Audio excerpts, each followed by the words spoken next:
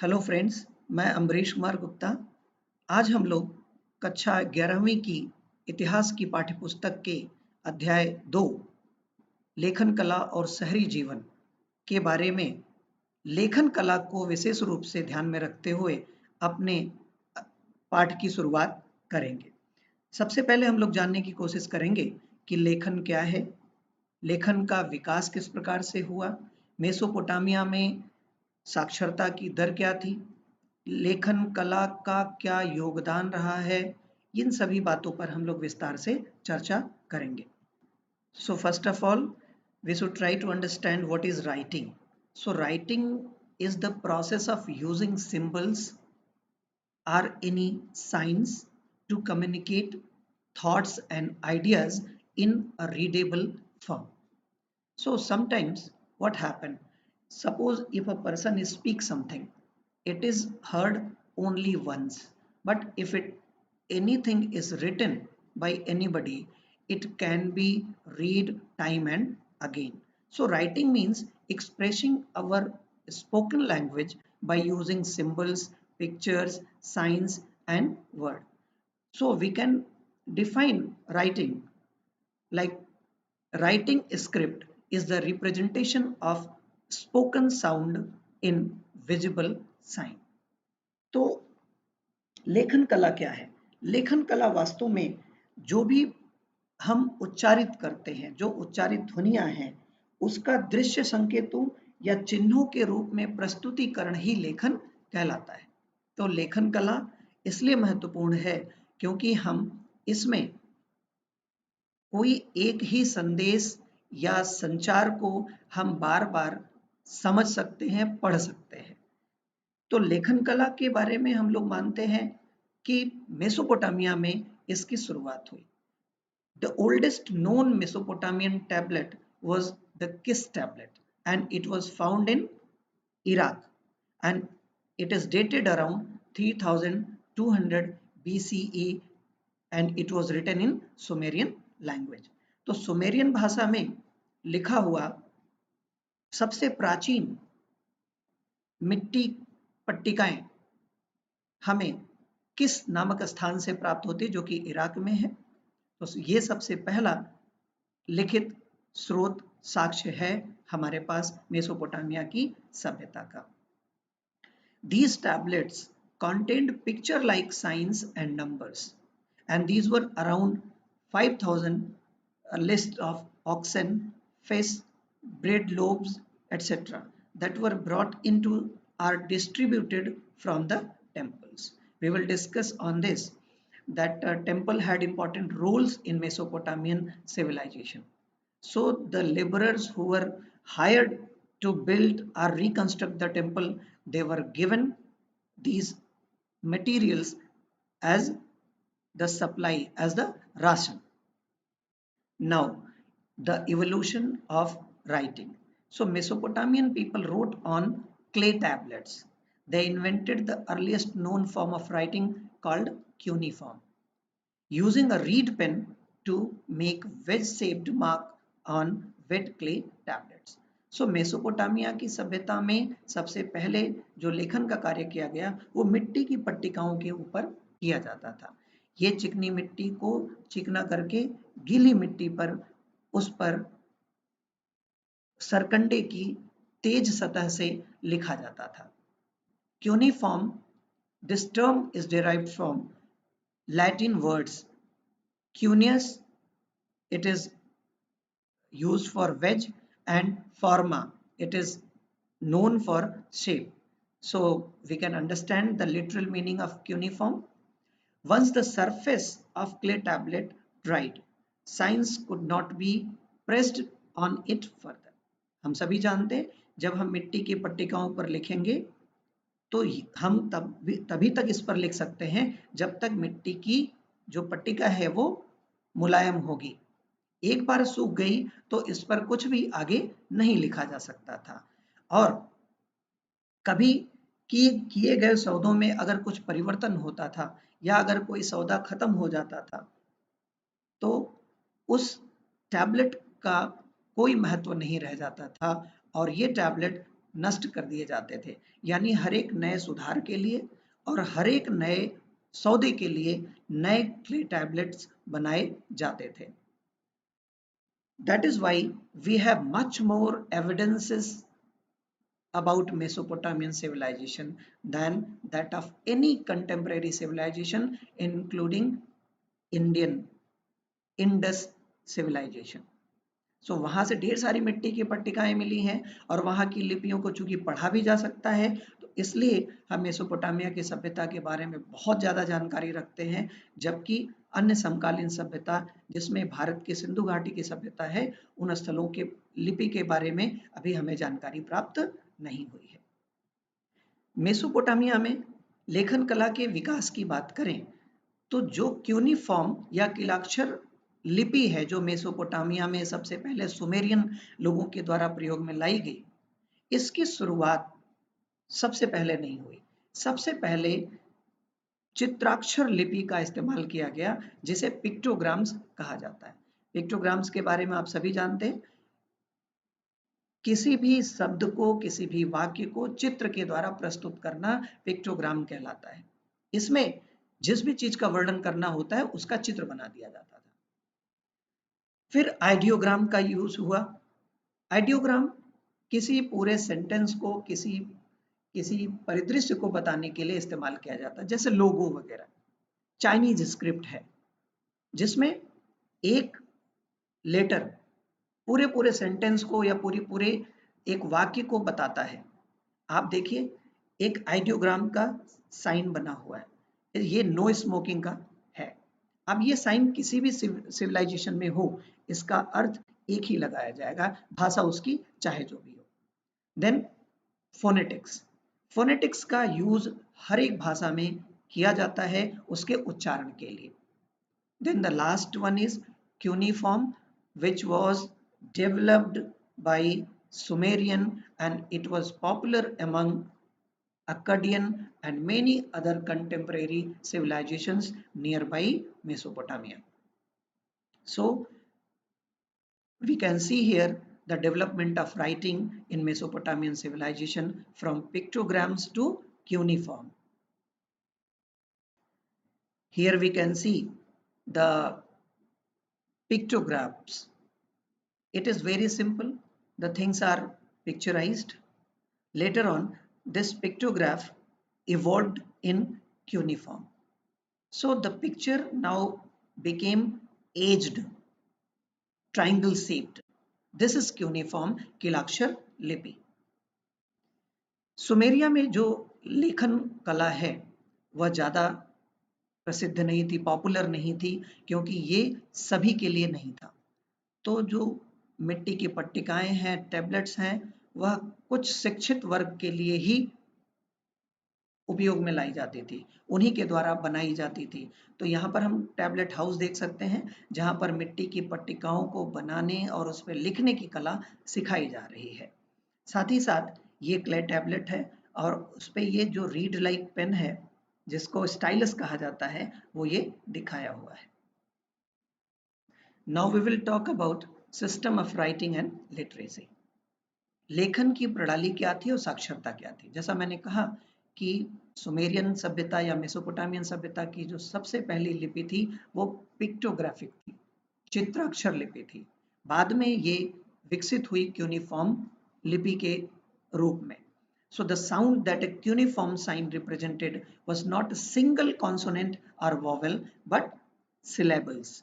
मतलब क्या है, जो मेसोपोटामियाई या सुमेरियन किलाक्षर लिपि थी, यह एक अक्षर किसी वॉवेल या कॉन्सोनेंट को रिप्रेजेंट नहीं करता था, बल्कि ये पूरे शब्दांश को रिप्रेजेंट करता था। ये क्यूनिफॉर्म स्क्रिप्ट की एक विशेषता है। Thus, scribers had to learn thousands of symbols like Chinese script. आप देखिए, जब लेखन कला में निश्चित स्वर व्यंजन नहीं होंगे, तो उसके लिए अनेक चित्राक्षर होंगे, शब्दांश का इस्तेमाल किया जाएगा। इस वजह से सुमेरिया में लेखन कला काफी कठिन थी। Writing was skilled craft as it was to be written on a wet tablet before it dried. तो लेखन कला भी एक वास्तविक कला थी, क्योंकि आप एक सूखे हुए ड्राइड क्ले टैबलेट पर कुछ भी लेखन या सुधार नहीं कर सकते थे। तो हर नए कार्य के लिए आपको नया टैबलेट यूज किया जाता था। यही कारण था कि मेसोपोटामिया में जो साक्षरता है वो लिमिटेड थी, समाज के एक छोटे से वर्ग तक सीमित थी। कारण भी था इसका, क्योंकि हजारों शब्द, हजारों अक्षर पहचानने होते थे। साथ ही साथ ये जो शब्द और अक्षर हैं ये काफी जटिल भी होते थे। लेखन की महत्ता इस बात में भी है कि अगर कोई व्यक्ति जिसे लेखन आता था उसका समाज में महत्व होता था। राजा यदि लिखना और पढ़ना जानता था तो वो ये जरूर चाहता था कि उसके अभिलेखों में ये बात लिखी जाए कि राजा लिखना पढ़ना जानता है। इस तरह से हम लोग जानते हैं कि सुमेरियन लिपि एक काफी जटिल लिपि थी, जिसके लिए 10 से 12 साल की स्कूलिंग बहुत जरूरी थी। यही कारण है कि हम लोग सुमेरिया में बहुत पहले से ही स्कूलों की स्थापना के बारे में देखते आए हैं। जो व्यक्ति लेखन कला में स्नातक होता था उसे स्क्राइब्स कहा जाता था। साथ ही साथ ये स्क्राइब राजा के कार्यों के, पुरोहितों के कार्यों के, उनकी उपलब्धियों का रिकॉर्ड रखते थे।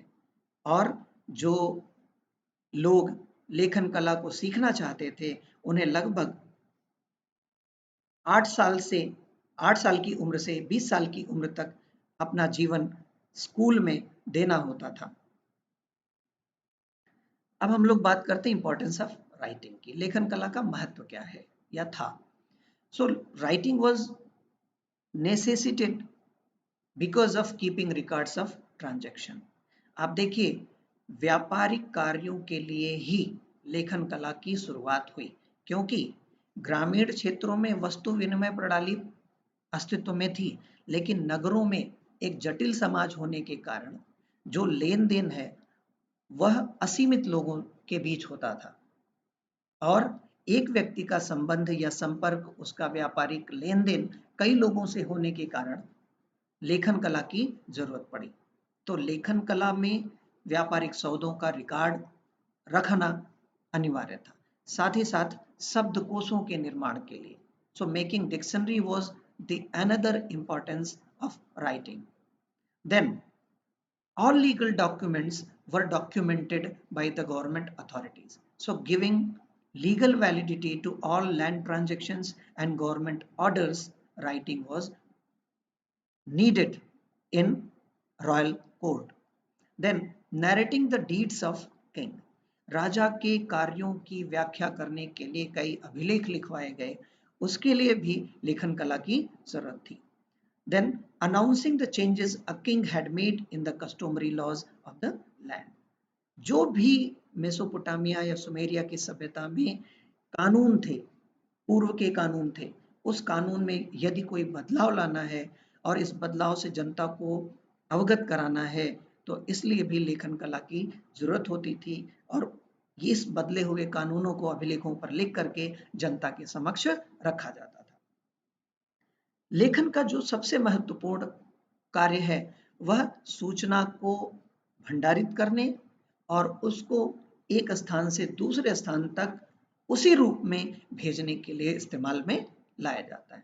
तो आज भी हम देखें, इंफॉर्मेशन को स्टोर करना हो, उसको एक्सचेंज करना हो, राइटिंग के जरिए ये काम आसानी से हो जाता है। So writing was seen as a sign of superiority of Mesopotamian urban culture. Mesopotamia की सभ्यता में चूंकि लेखन कला काफी विकसित थी, इस वजह से जिसको लेखन कला आती थी या जिस राजा को आती थी, यह एक सामाजिक सम्मान की बात होती थी और इसलिए भी लेखन कला का महत्व समझा जाता है।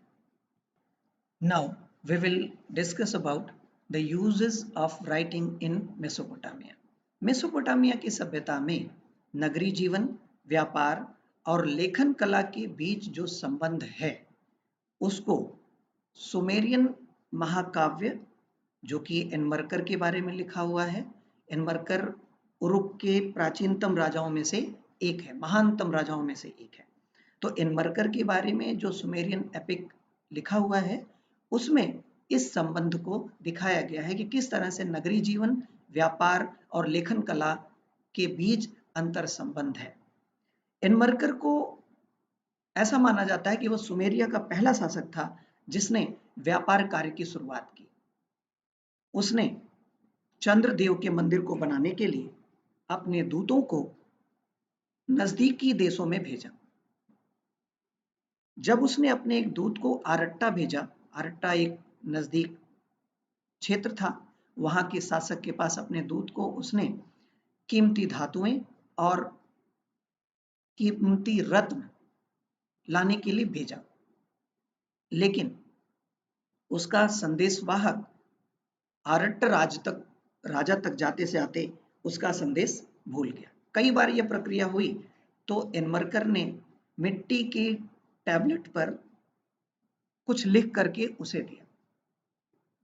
एनमरकर ने जो लिख के दिया वो चूंकि किलाक्षर लिपि थी तो उसकी आकृति त्रिकोणात्मक थी। इस वजह से वहां का राजा उस लिखे हुए लेख को देख करके बहुत नाराज भी हुआ। यहां पर इस कहानी का पूरा मतलब यह है कि एनमरकर ने ही सबसे पहले संदेश को भेजने के लिए मिट्टी की पट्टिका का यूज किया, इस्तेमाल किया।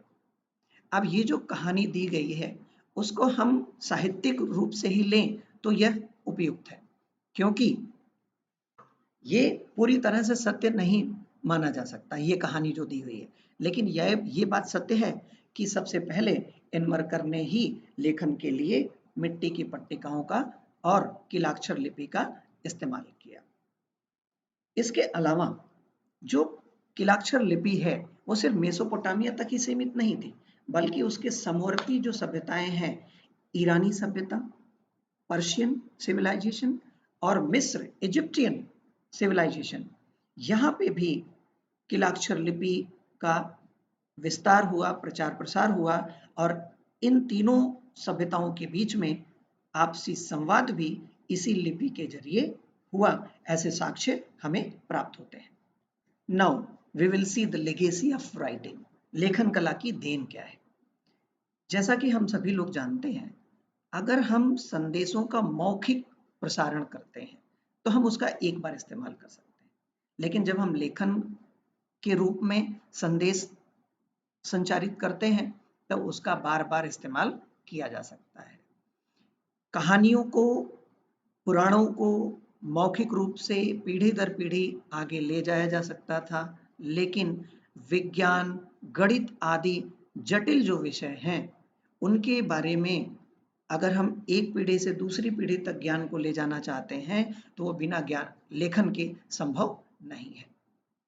तो मेसोपोटामिया की सभ्यता की सबसे बड़ी देन हम लोग काल की गणना और गणित के क्षेत्र में मान सकते हैं। The division of the year into 12 month, वर्ष का 12 महीनों में वितरण, चंद्रमा का पृथ्वी के चारों ओर परिक्रमा के आधार पर किया जाना, फिर एक महीने का 4 सप्ताहों में वितरण और एक दिन का 24 घंटे, 24 घंटे का 60 मिनट में जो वर्तमान समय गणना है वह उसकी शुरुआत हम लोग मेसोपोटामिया से आज तक एक सतत रूप से मान सकते हैं। सबसे पहले ये जो काल गणना है वो मेसोपोटामिया से शुरू हुई, जिसे सिकंदर, अलेक्जेंडर द ग्रेट के उत्तराधिकारियों ने रोमन साम्राज्य तक पहुंचाया। वहां से वो धीरे धीरे अरबिक क्षेत्र में गया और फिर वह पूरे यूरोप में फैला, और ये जो काल गणना है मेसोपोटामिया की उसे आज पूरे विश्व में हम अपनाते हैं। इसी तरह से गणित के क्षेत्र में लगभग 1800 ईसा पूर्व के गुणा और भाग की कुछ सारणियां यानी टेबल्स हमें मिलती हैं, साथ ही साथ वर्ग और वर्गमूल की सारणियां, टेबल्स, और चक्रवृद्धि व्याज की कुछ सारणियां हमें मेसोपोटामिया से प्राप्त मिट्टी के पट्टिकाओं में मिलते हैं। ये इस बात को सिद्ध करते हैं कि मेसोपोटामिया में गणित का बहुत ज्यादा प्रचलन था। मेसोपोटामिया के जो मिट्टी की पट्टिकाएं हैं, वहां से हमें सौर और चंद्र ग्रहण के लगने, उनके समय की घटना का रिकॉर्ड रखने का भी साक्ष्य मिलता है। इस तरह से हम लोग समझ सकते हैं कि मेसोपोटामिया के लोगों ने सौर और चंद्र ग्रहण जैसी वैज्ञानिक गतिविधियों को भी ऑब्जर्व किया और उसे अपने रिकॉर्ड में रखा। अब अगर ये सारी चीजें हैं, जितनी भी हमने चर्चा की, ये कोई भी चीज संभव नहीं थी, यानी लेखन और नगरीय संस्थाएं तब तक संभव नहीं थी जब तक किसी सुनिश्चित लेखन प्रणाली की खोज या विकास और उसका इस्तेमाल शुरू न हो गया हो। इसलिए हम कह सकते हैं कि नगरीकरण और लेखन कला की शुरुआत बिना लेखन के शुरू नहीं हो सकती। इसी वजह से लेखन के महत्व को और मेसोपोटामिया के महत्व को इस संदर्भ में हम लोग समझ सकते हैं। यह मेसोपोटामिया से प्राप्त एक मिट्टी की पट्टिका है जिसमें मैथमेटिकल ट्रायंगल, आप देख सकते हैं स्क्वायर आदि बनाए गए हैं और इसके बारे में लिखा गया है, कैलकुलेशन आदि किया गया है। फिर नेक्स्ट स्लाइड में हम लोग देखते हैं कि बेबीलोनियन नंबर्स को किस तरह से रिप्रेजेंट किया जाता। तो ये एग्जाम्पल है, आप देखिए किलाक्षर लिपि में हर एक नंबर को किस प्रकार से लिखा जाता था। अब हम लोग बात करते हैं मेसोपोटामियाई संस्कृति में नगरों का क्या महत्व था। मेसोपोटामिया से जितने भी साहित्यिक साक्ष्य हमें मिलते हैं जो कि क्ले टैबलेट्स पर हैं, इसके आधार पर हम लोग ये कह सकते हैं कि मेसोपोटामियाई सभ्यता के लोगों ने नगरीय जीवन को महत्व दिया और जितने भी कम्युनिटीज या समुदाय होते थे, कल्चर्स होते थे, वो सभी लोग नगरों में मिलजुल करके एक साथ रहते थे। यानी विभिन्न जनजातियों के, विभिन्न समुदायों के लोग एक साथ मिल करके नगरों में रहते थे। नगरों में मुख्य रूप से व्यापारिक समुदाय होता था, लेकिन नगर के छोरों पर पशुचारक समुदाय के लोग और किसान समुदाय के लोग भी एक साथ रहते थे।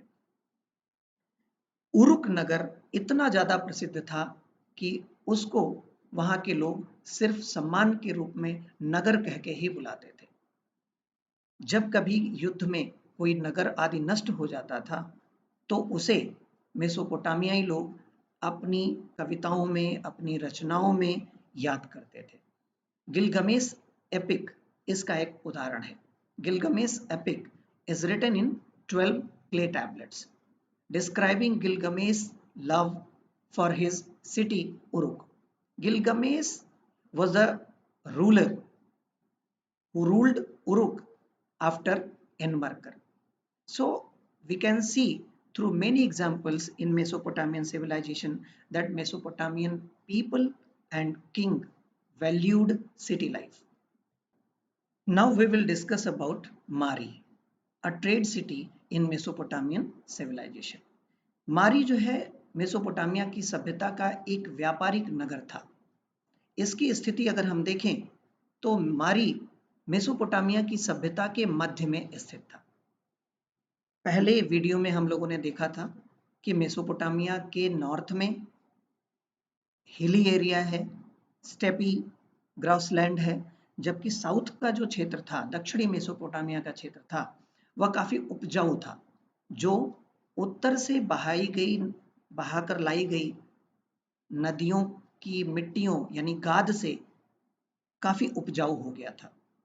तो दक्षिणी मेसोपोटामिया की उर्वरता को बढ़ाने में मेसोपोटामिया की दोनों नदियों का काफी योगदान था।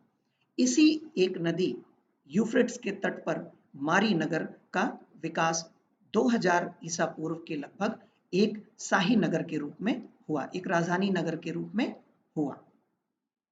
ये क्षेत्र दक्षिण की तरह बहुत ज्यादा उपजाऊ नहीं था, क्योंकि इसकी स्थिति मेसोपोटामिया के मध्य में थी, यानी यूफ्रेट्स रिवर के अपस्ट्रीम एरिया में थी, जहां पर खेती करना और पशुपालन दोनों ही सर्वोत्तम नहीं थे। हालांकि उसकी स्थिति मध्य की थी, तो यहाँ पर कृषि और पशुपालन अल्प मात्रा में साथ ही साथ होते थे। अब जो पशुपालक थे वे अपनी वस्तुओं का अदला बदली विनिमय करते थे वहां के किसानों से। वो पशुपालक अपने जानवरों से प्राप्त उत्पादों जैसे चीज, उनके लेदर, मीट और इन जानवरों के द्वारा जो जैविक खाद होती थी वो भी किसानों के इस्तेमाल में लाई जाती थी। तो मुख्य रूप से जो गडेरिया समुदाय है, पशुचारक समुदाय है, वह अपने जानवरों और जानवरों से प्राप्त पदार्थों के बदले में इन किसानों से अनाज, धातुएं आदि एक्सचेंज करता था। ये जब हर्डर्स यानी पशु चारक अपनी जानवरों को पानी पिलाने के लिए नदियों के खेती वाले क्षेत्र में लाते थे, इससे किसानों की फसलें आदि बर्बाद भी होती थी, जिस कारण से किसानों में और इन पशुचारक समुदाय के लोगों के बीच में झगड़े होते थे। आप देखिए झगड़े के कारण क्या थे। जैसा मैंने पहले बोला कि पशुचालक पशुचारक समुदाय के द्वारा जो जानवर पानी पीने के लिए नदियों तक लाए जाते थे, उनसे बोए गए खेत नष्ट होते थे। इस कारण से किसानों और उनके बीच झगड़े होते थे। साथ ही साथ कई बार जो पशुपालक समुदाय है वह संसाधनों की प्राप्ति के लिए किसानों के क्षेत्र पर हमले कर देते थे और वहां से प्राप्त अनाज आदि को लूट ले जाते थे। इस वजह से जो किसान होते थे वह पशुचारक समुदाय को नदियों के पास या अपने बोए हुए खेतों के पास आने से रोकने का लगातार प्रयास करते रहते थे। इससे पहले हम लोगों ने देखा कि उत्तरी मेसोपोटामिया के क्षेत्र से जहां से पानी दक्षिणी मेसोपोटामिया की ओर बह के आता था, वहां पर उत्तरी मेसोपोटामिया के लोग मिट्टियों को बांध बना करके रोक लेते थे, जिस वजह से दक्षिण मेसोपोटामिया में कई बार पानी आदि नहीं पहुंच पाता था, जिससे उत्तरी और दक्षिणी मेसोपोटामिया के किसानों के बीच में झगड़े होते थे। इसी तरह से झगड़े मध्य मेसोपोटामिया में पशुचारक और किसान समुदायों के बीच में होते थे।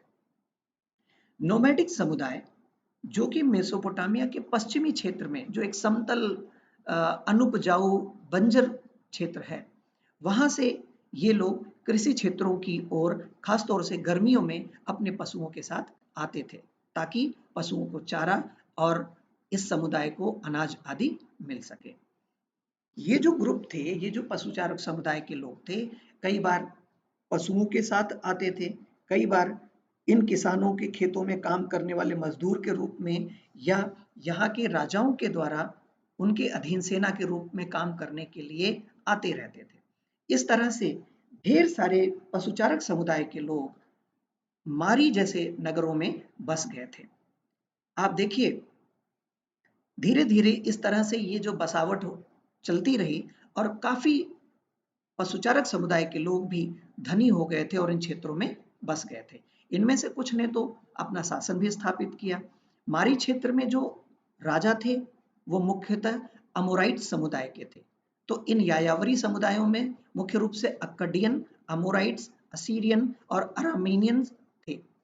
मारी का जो राजा था, जो ये ट्राइबल नोमैडिक कम्युनिटी का था, वह अलग तरीके की वेशभूषा धारण करता था, अलग संस्कृति को अपनाता था, अलग देवता को पूजा करता था। उसने मारी में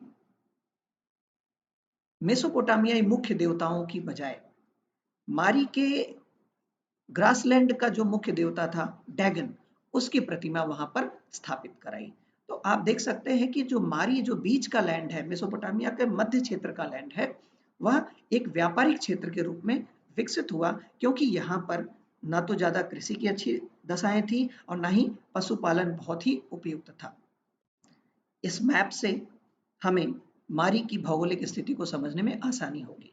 हमने बताया कि ये जो टिग्रिस नदी है, ये जो यूफ्रेट्स नदी है, ये अपने साथ पानी और गाद बहा के लाती थी, जिससे ये दक्षिणी हिस्सा काफी उपजाऊ था।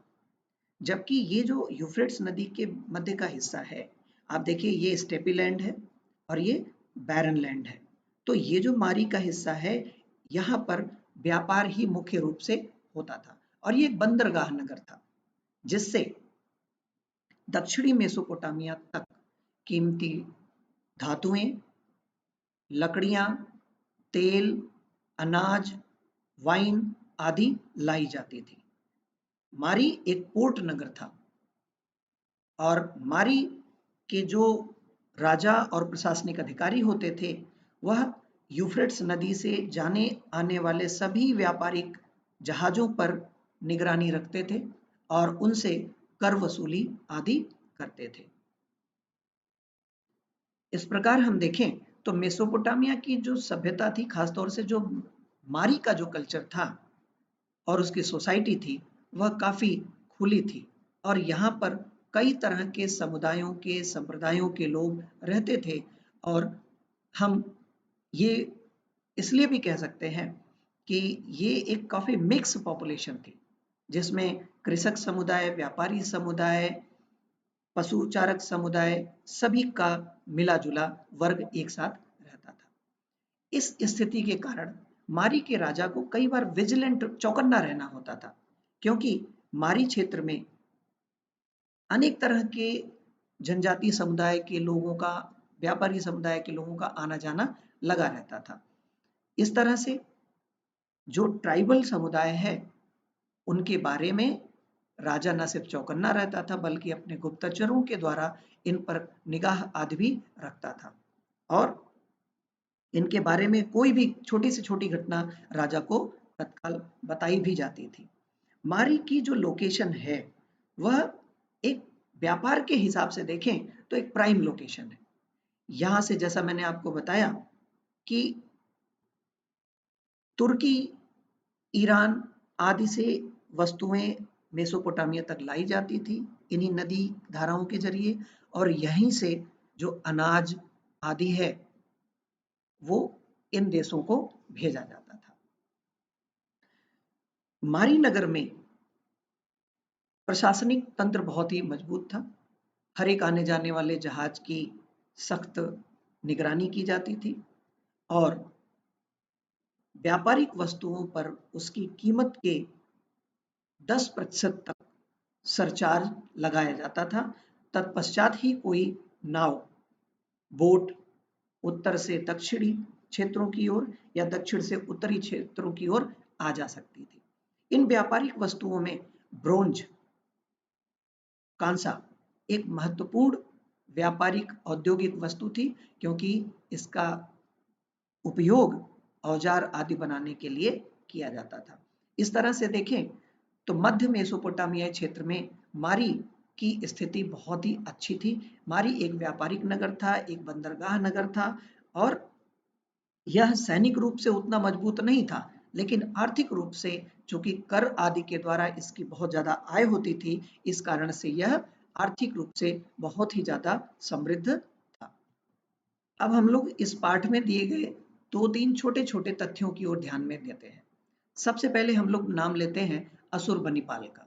असुरबनिपाल एक प्रमुख असीरियन राजा था, जिसने 7वीं शताब्दी ईसा पूर्व के लगभग अपनी राजधानी निन्वे में एक लाइब्रेरी की स्थापना की थी। यह बेबीलोनियन सभ्यता से इतना ज्यादा प्रभावित था कि वह ज्यादातर साहित्यिक, ऐतिहासिक, पौराणिक, तंत्र मंत्र, भूमंडल भूमंडल शास्त्र आदि के बारे में जानकारियों को इकट्ठा करके अपनी पुस्तकालय में रखना चाहता था। इसके लिए उसने अपने लोगों को भेजा, खासतौर से दक्षिणी मेसोपोटामिया की ओर और जो फर्टाइल क्रेसेंट वाला उत्तरी मेसोपोटामिया का हिस्सा है, वहां पर इसके जो लोग थे, ये लोग, इन लोगों ने न सिर्फ इन मिट्टी की पट्टिकाओं को इकट्ठा किया, बल्कि कई मिट्टी की पट्टिकाओं की नकल बनाई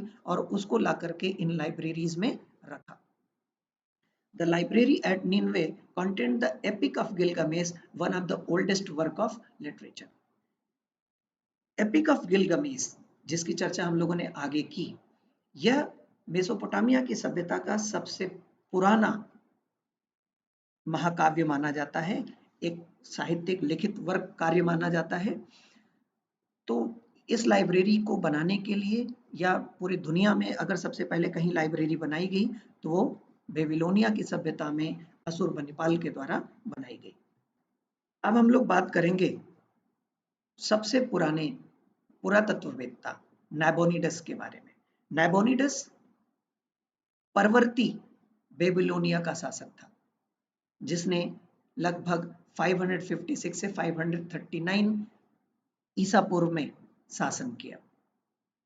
ये अपने समकालीन पुरोहितों से नाराज था और वो चाहता था कि इन पुरोहितों को हटा करके अपनी पुत्री को वह मुख्य पुरोहित के पद पर आसीन करे। इसके लिए उसने पुरोहित से संबंधित जितनी भी जानकारियां थी वो इकट्ठा करनी चाहिए।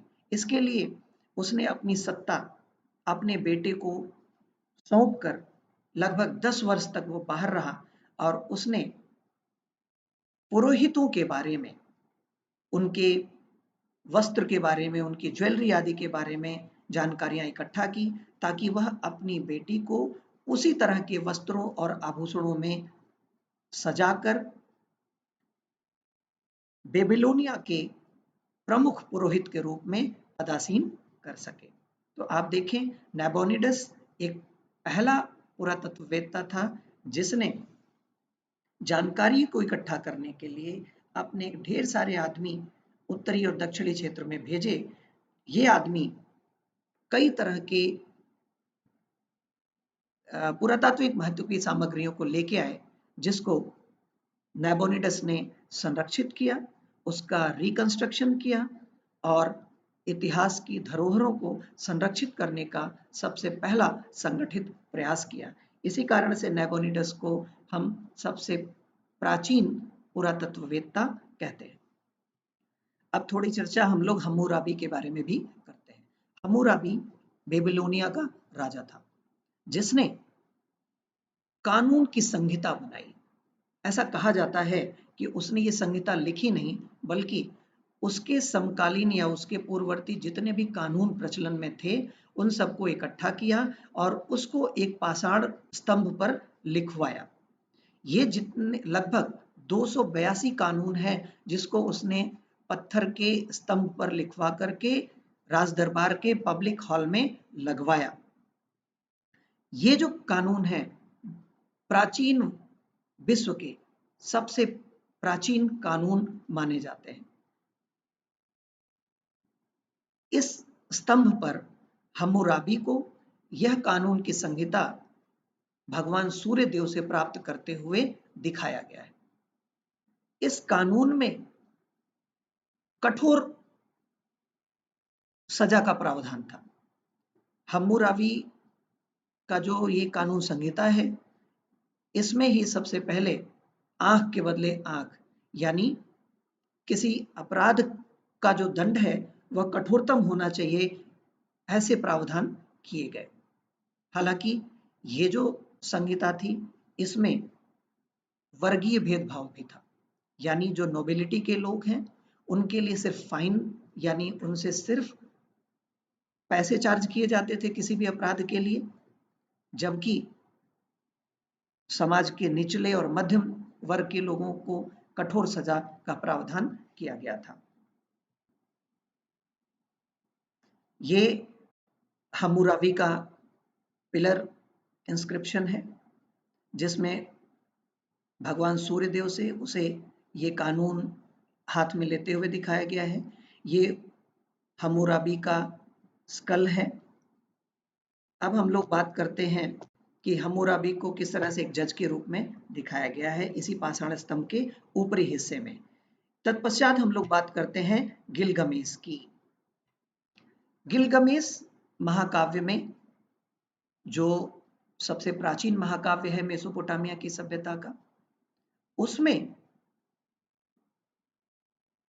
प्रलयंकारी बाढ़ का वर्णन किया गया है और इस गिलगमेश महाकाव्य की तुलना निप्पुर टैबलेट से भी की जाती है, क्योंकि इनमें और जो गिलगमेश महाकाव्य में प्रलयकारी बाढ़ के बारे में वर्णन किया गया है वह लगभग समान है। हम सभी लोग जानते हैं कि हर एक सभ्यता में महाप्रलय की घटना का वर्णन है। यही बाइबल के ओल्ड टेस्टामेंट में भी दिया हुआ है, यही मेसोपोटामिया के गिलगमेश में भी है, हिंदू धर्म संस्कृति में भी महाप्रलयंकारी बाढ़ के बारे में जिक्र किया गया है। तो गिलगमेश महाकाव्य के बारे में आगे भी हम लोगों ने चर्चा किया कि एकदम से साहित्यिक रूप से हम लोग इसको सही नहीं मानते, लेकिन इसकी जो घटनाएं हैं उसको हम मूल्यांकित करके उसको कहीं कहीं प्रयोग में लाते हैं। ये गिलगमेश का चित्र दिखाया गया है और ये वो क्ले टैबलेट है जिसके बारे में ओल्ड टेस्टामेंट में भी वर्णन मिलता है और जिसको खोजने का प्रयास प्राचीन यूरोपियन पुरावेत्ताओं ने भी किया था। अब इस अध्याय के अंत में कुछ महत्वपूर्ण तथ्यों और रोमांचक तथ्यों के बारे में भी हम लोग चर्चा करते हैं। सबसे बड़ी बात कि सुमेरिया पहली नगरीय सभ्यता थी और उरुक सबसे बड़ा शहर था, जिसके बारे में हमने कहा ये पूरी दुनिया में प्रचलित था और इसको सम्मान से शहर ही कहा जाता था। सर्गन ऑफ अक्कड ने ही सबसे पहले मेसोपोटामिया में एक विस्तृत साम्राज्य बनाया। सबसे पहली जो भाषा थी वो सुमेरियन भाषा थी और सुमेरियन लोगों के द्वारा ही सबसे पहले किलाक्षर लिपि की भी शुरुआत की गई। आप देखें बेबीलोनिया में ही मैथमेटिकल सिंबल्स का इस्तेमाल किया जाने लगा। 360 डिग्री एक सर्कल में होते हैं, इसका भी वर्णन हमें मेसोपोटामिया से मिलता है। कैलेंडर के बारे में हमें जानकारी मिलती है मेसोपोटामिया से, जो कि 12 महीनों पर आधारित है। इस तरह से हम लोग जानते हैं कि मेसोपोटामिया एक बहुत ही समृद्ध सभ्यता थी जो कृषि उत्पादन और व्यापार पर आधारित थी। अंत में हम लोग जानते हैं कि मेसोपोटामिया के में कौन कौन से महत्वपूर्ण खोज हुए। तो सबसे पहला जो इन्वेंशन हुआ वो था कोडिफाइड लॉज का, जिसे हम्मुराबी ने संकलित किया।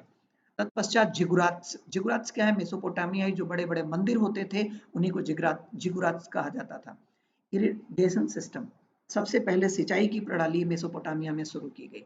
मेटलर्जी, धातु विज्ञान, बहुत ही उत्तम कोटि का धातु विज्ञान वहां पर प्रचलित था।